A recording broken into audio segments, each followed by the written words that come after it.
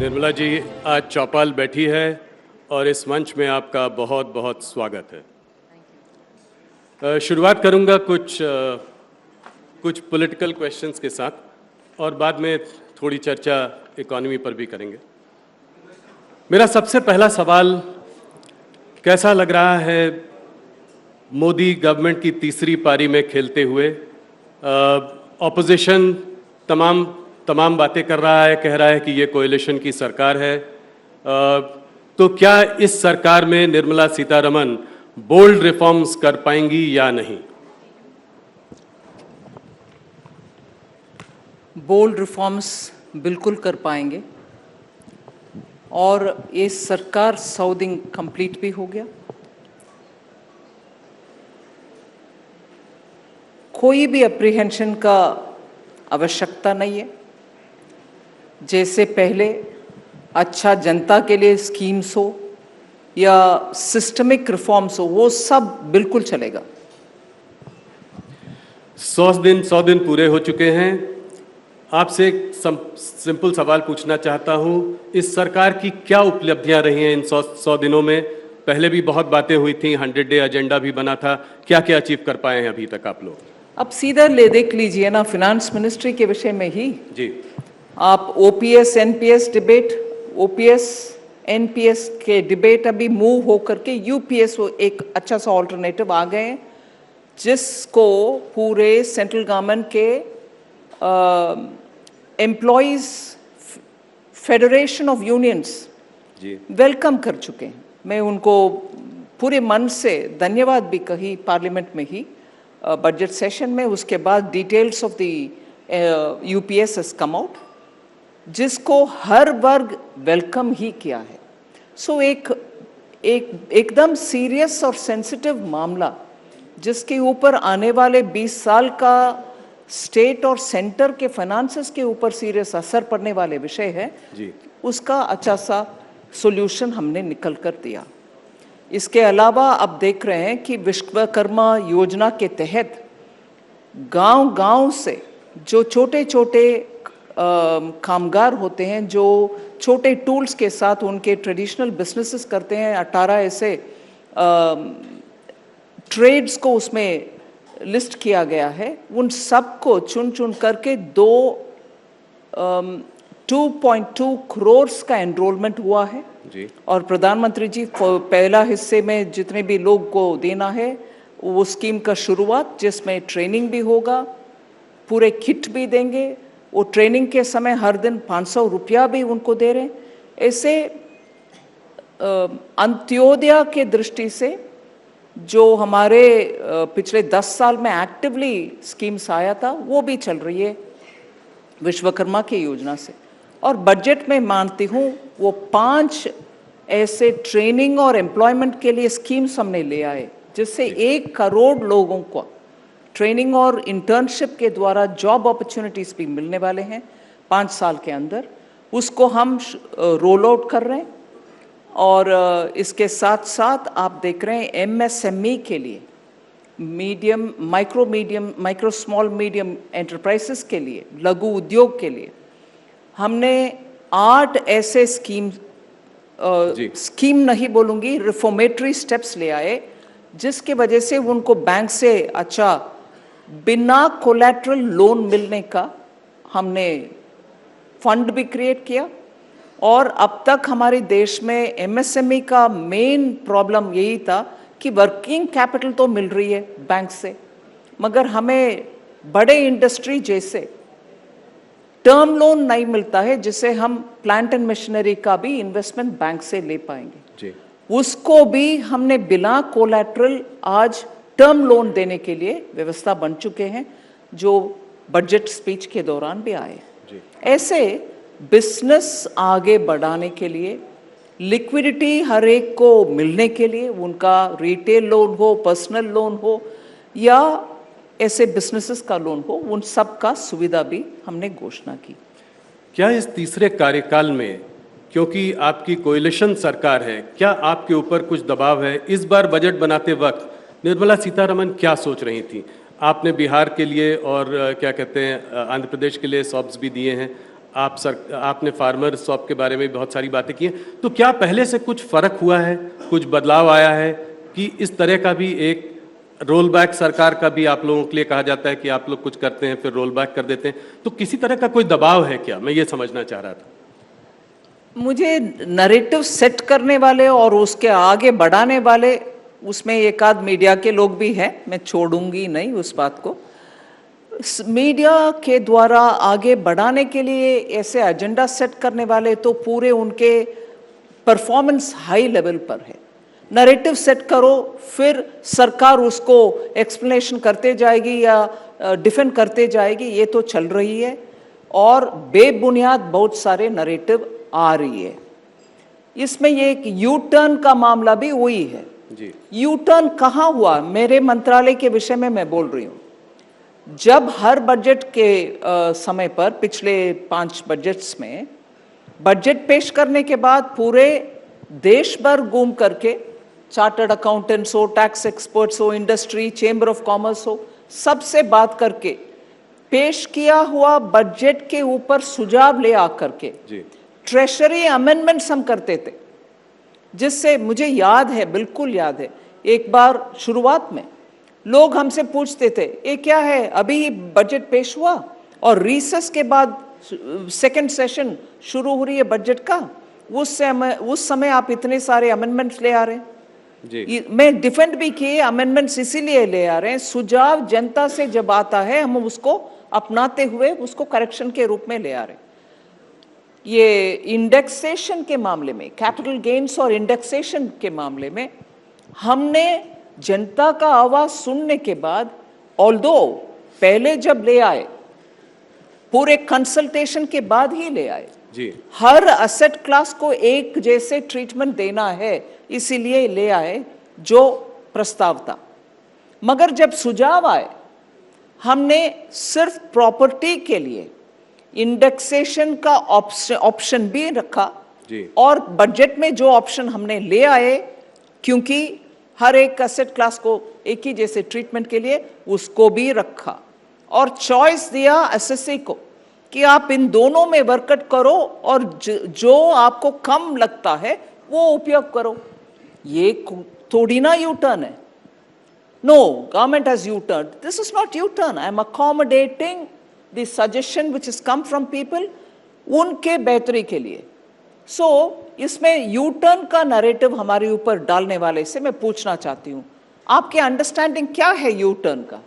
इसीलिए उस नैरेटिव को आई रिक्वेस्ट द मीडिया, आप भी आगे बढ़ाना है तो समझ लीजिए पहले उसमें सच्चाई है कि नहीं, नहीं तो बढ़ाना बंद करिए। नहीं, इंडेक्सेशन वाला अप्रिशिएट भी बहुत किया गया। एक चीज़ ये समझने की कोशिश है कि और जो बोल्ड रिफॉर्म्स है, जैसे वन नेशन वन पोल जो कि प्रधानमंत्री ने जिसके बारे में बात की है, क्या इसको आप आगे बढ़ा पाएंगे इस सरकार में? इसमें कंसल्टेशन पूरे हो चुका है जी। और इसमें ये भी है, जनता मान रही है कि खर्च इतना हो रही है, साल भर हो रही है, हर राज्य में हो रही है, पंचायत के स्तर पर हो रही है, फिर भी इन सब का असर दूसरे एक विषय है जिसमें हम सब ध्यान देना चाहिए। हर चुनाव के 3 महीने पहले और 3 महीने बाद तक रिजल्ट आने, 3 महीने नहीं, रिजल्ट आने तक कोई डेवलपमेंटल एक्टिविटी उस एरिया में नहीं हो पाता जी। Then you seek permission from election commission, ये प्रोजेक्ट तो पहले से है, इसको चलने दीजिए, वो एडमिनिस्ट्रेशन का एक और हिस्सा बन जाता है। इसीलिए ऐसे डेवलपमेंटल एक्टिविटीज का रुकावट बार बार होना और हर चुनाव का उनके स्तर पर खर्च उठाना, ये सब नेशनली अवॉइडेबल एक्सपेंडिचर है जी। इसीलिए वो आइडिया का इनपुट इतने सारे और एक उच्च स्तरीय कमेटी के द्वारा, पूर्व राष्ट्रपति जी के कमेटी सुझाव आए हैं, जरूर इसको आगे बढ़ाना चाहिए। सरकार कमिटेड है, इसको आगे लेकर जाएगी, देश के हित में जरूर करना ही है। एक नेशन वाइड कास्ट सेंसस की भी बात ऑपोजिशन ने बहुत की थी चुनाव के समय में, सरकार का क्या मत है इस पर? इसमें पहले से हम बोल रहे हैं और बजट के समय में हम उसके साथ चल रहे हैं, हम उसके खिलाफ है, इस विषय से मैं ताल्लुक नहीं रख रही हूँ अभी, सिर्फ इसीलिए मैं बोल रही हूँ बजट के द्वारा, इंटरिम बजट के द्वारा हमने स्पष्ट ये बात बोले 4 ऐसे कास्ट हैं जिसके ऊपर ध्यान देना चाहिए, किसान, गरीब, महिला और युवा। सो इन चारों को हम अगर प्रोत्साहन देंगे, इसमें हर जाति शामिल है। हर जाति को आगे बढ़ाने के लिए इस रास्ते पर चलने में हम उस नजरिया से डेवलपमेंट को प्रायोरिटी देंगे, ना कि division between one cast and another. इस रास्ते पर माननीय प्रधानमंत्री जी ने वोट ऑन अकाउंट बजट में ही हमने इसका स्पेसिफिकली मेंशन भी किया है। जी, I'll ask you a few questions on the economy since I have you captive today. The GDP growth in Q1 at 6.7%. My question is the economy slowing down? You know, it's easy to catch every month or every quarter's figure and say it's not 7, it's not 8. And then the reason for 6.7 had also come out. The chief economic advisor has also mentioned that because of elections, the capital expenditure which was announced, 11 lakh crores, slightly over it, didn't find much of an expenditure happening in the Q1 because every department was probably looking at post-election time. As a result, the large chunk of influence or impact which could have been had because of the public expenditure was muted. That's right. And therefore, to that extent, it shows in the Q1 numbers. But subsequently, Q2 and we are in the third quarter, the expenditure will pick up, and that will, I suppose, trigger the little slowing down that you suspect to move faster. You know, India remains one of the fastest growing economies of the world. Given right now that, you know, there is some soft GDP growth and the inflation is also moderate, do you think there is a case for monetary easing? I'm asking for your view. Yes, my view being said here will become Finance Minister expects RBI to bring it down. I don't want to add to that. RBI is doing its full analysis and taking a call. And therefore, I expect them to look at the economy as a whole, both for growth and for inflation. You know, it's election season. We have 4 state elections coming up. I wanted to ask you a question around freebies. How concerned, how worried are you about political parties promising freebies? You know, the Prime Minister was the one who really took this up, spoke against the Revdi culture in a big way. But now I see that some of your governments are doing exactly the same thing. You know, in Madhya Pradesh, we had Ladli Bahna. Now we have Subhadra that is being announced tomorrow in Odisha. Then again in Maharashtra. How dangerous is this trend, and what is your message of fiscal prudence to the states? Look, let me be clear. I've been saying this much before the debate on the Lok Sabha issues. Manifesto-related issues came up.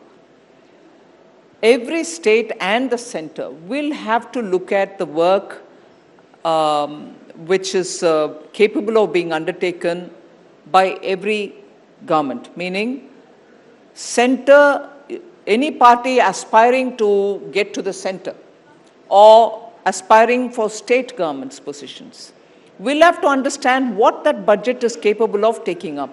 Will that state be in a position to undertake its developmental activities plus all the freebies and get it funded through the budget in the assembly, get it clear in the assembly or in the parliament, and then announce schemes. Now, what I find is when offerings are made, freebies are given for temptation, and then when states struggle to implement them because they don't have the resource, they don't even have ways in which they can increase their revenue, then comes the problem.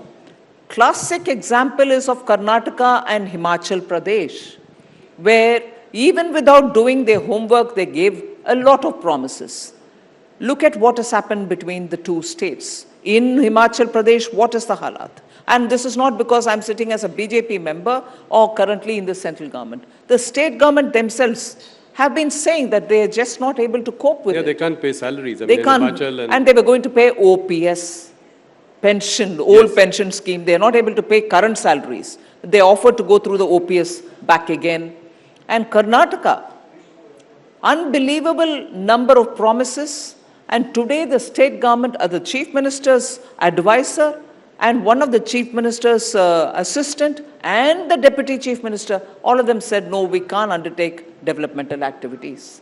Now, what is that? Are we being responsible at all? Eventually, as a government, you're responsible to run the states, and every one of them, both Himachal Pradesh and Karnataka, are raising revenues. Whereas the Congress president would look at the Prime Minister and say, global prices, petroleum, crude prices are coming down. Will you not bring the petroleum prices down? In your state, you increased it only a few months ago, even 1 month ago. So, constantly blaming, and this is the another narrative setting business. They'll go on asking questions, whereas what they perform is contrary to it. But a narrative, Modi ji, aapne ye nahi kiya, wo nahi kiya, so everybody joins the bandwagon. Do your homework before you join the bandwagon. Ask them the questions. A state which was doing well, Karnataka, is now gone back. A state which used to be the haven of tourism, Himachal, is unable to pay its own staff. How can you prevent this? Is there some way to, today what is happening to Karnataka and Himachal could well happen to the BJP ruled states as well. One trying to outdo the other in announcing sort of freebies. So is there any other solution to it? Could the EC intervene? Is there some kind of something that the judiciary could do? Parties themselves will have to be a lot more responsible, looking at what they can fund and what they cannot. And if they want to fund it, it can't be at others' cost. I want to fund it, but Modi is not giving me the funds for it, is a bad logic. You are talking about narrative setting. The opposition has accused you of jobless growth. They've talked about crony capitalism. Recently Rahul Gandhi in the US also says that your government has ignored manufacturing. How do you react to something like this? It's very difficult to react to Rahul Gandhi. Not because he says things with content. I think in spite of being, and despite becoming the leader of opposition, he's still talking as though he can be careless and just throw anything at the ruling party and get away with it. As a leader of opposition, unless he's going to acquire some, seriousness about the kind of issues he's talking, both in India and abroad, I'm sure the people of India also will become hopeless about him. I'm sure he doesn't want that. He's also said that elections are not free but controlled. After his performance really was much better this elections, seats doubled to 99. How do you see that? He wouldn't say that when he wins the election in some of the states. I'm sorry, Rahul ji. Media seems to just do this business of asking questions of us. For all the inconsistencies, for all the hypocrisies, and for all the double-speak, I'd like to see one day honest media asking questions of the Congress party. Don't tell me, don't shoot the messenger. Don't tell me we are only the messengers, we ask these questions. Not a day have I found any media having a serious conversation with Rahul Gandhi or any of the Congress party's leader. But that's not to say you're not capable of doing it. You're probably avoiding a situation where they will embarrass you and the rest of the media because they're going to just be on your face speaking falsehood. So this is what one has to expose about the Congress party. When results are in their favor, everything is good. When BJP wins the election, elections are not fair. Till before the election results came, Election Commission was accused. When the election results came and they just managed to touch 100 and nowhere were they together, able to reach to 40, that 100 excited them. Then Election Commission is not wrong. What are all these? Do you want to take a leader of opposition seriously or not?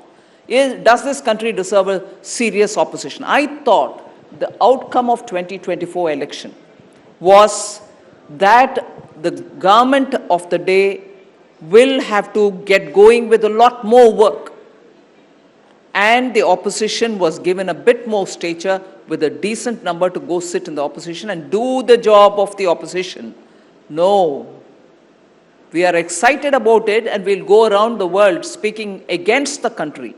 And somebody, of course, nowadays it's a world of social media. Everybody puts things out.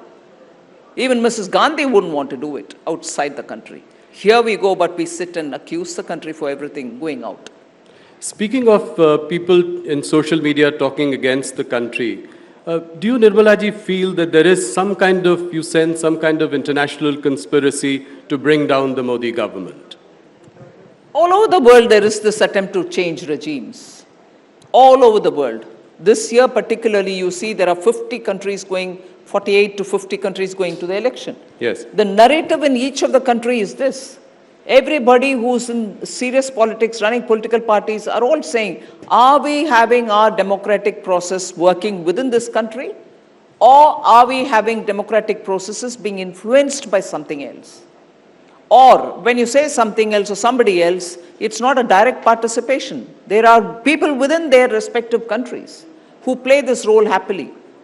But that is where I think democracies will have to now look at how to handle this situation in a more matured fashion. Thank you, Nirmala ji. I'll just move to equity markets. You know, a bike showroom recently the IPO of a bike showroom was oversubscribed 400 times. You know, that of a mattress company was oversubscribed 1,000 times. You know, the equity markets today are at an all-time high. You know, what is your view on the state of play of equity markets today, and what is your advice to day traders? Well, I'll first of all say we'll have to encourage the markets to be robust, no doubt. But particularly when speculative activities are too much, there needs to have a sense of caution in our minds. We need to have it. And we also need to make sure that people with their savings don't go to engage in high fluctuating or high risk ventures. No harm in participating in F&O, or no harm in going and investing in the equity market. But eventually we need to be using financial information, authentic information before we take a call. You know, I asked this question with a little bit of care. You know, I think that, you know, I sense that the RBI is concerned about the lending spree by, you know, these fintech companies. I also see SEBI concerned about discount brokers, zero broking. You know, so in that context, is there some kind of a bubble building up? Is there irrational exuberance happening? That's exactly what the SEBI referred to, and I've also remotely once mentioned about it. There needs to be a bit of caution on it. But that's not to suffocate the market. That's not to suffocate people who want to go and you know, engage themselves there. It's not at all to suffocate, but it also is a note of caution so that people don't end up losing money, which they don't go to actually, but understand the full risk and then engage. Okay. Finance Minister, Ms. Madu Puri was one of the rare pedigreed professionals from the private sector who got drafted into the government, into this regulatory role as SEBI chairman. What is your assessment of the situation involving Madu Puri? Well, I think quite a few of the allegations are being answered by her and by her husband, I think also. Yes. Both of them together are defending themselves and putting out facts to contradict those which are being alleged by the Congress party. So I think the facts will have to be taken on board. And are you satisfied with her answers? Well, I'm not here to judge that. A question that everyone wants an answer from you. Can income tax payers expect a lowering of income tax rates? You know, the middle class has been expecting this. Directionally, how do you see this going forward? When will the internal committee's report on the review of Income Tax Act be ready? Rahul, I want to take this opportunity to explain a few things. Sure. Since 2019, the attempt has been to simplify the direct taxation. The attempt has been to make sure that we make the whole process simpler, And that is why after much of a discussion, a new regime was brought in, wherein right from the beginning, the rates were kept low.